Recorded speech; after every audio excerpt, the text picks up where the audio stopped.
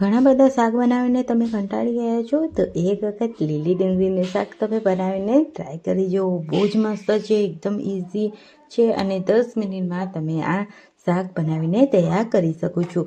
તો અહીંયા મેં લીલી ડુંગળી લઈ લીધી છે. લીલી ડુંગળીને આપણે ઉપરથી કટ કરી અને એકદમ સરસ રીતે સાફ કરી લેવાની છે અને ધોઈને એકદમ ઝીણી ઝીણી ચોપ કરી લઈશું.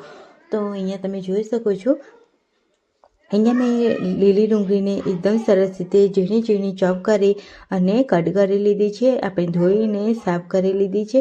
હવે અહીંયા આપણે ડાયરેક્ટ ગેસ તરફ આવી જઈશું અને કઢાઈ મૂકીશું ગેસ ઉપર અને તેમાં 1 મોટી ચમચી જેટલું તેલ એડ કરી દઈશું. તેલ ગરમ થાય એટલે 1 ચમચી જીરું એડ કરીશું અને આપણે જે ડુંગળી સરસ એવી ચોપ કરીને રાખી હતી તે આપણે એડ કરી દઈશું અહીંયા બધી જ. હવે આપણે તેમાં એડ કરીશું 1 ચમચી હળદર પાવડર, 1 ચમચી ગરમ મસાલો પાવડર, 1 ચમચી અહીંયા મેં લસણવાળી લાલ મરચાંની પેસ્ટ લીધી છે તે એડ કરી દઈશું અને સ્વાદ અનુસાર 1 ચમચી મીઠું એડ કરીશું. અહીંયા આપણે બધું બરાબર મિક્સ કરવાનું છે. જો તમે આ રીતે લીલી ડુંગળીનું શાક બનાવ્યું તો અહીંયા તમે બધા જ શાક ભૂલી જ જવાના છો.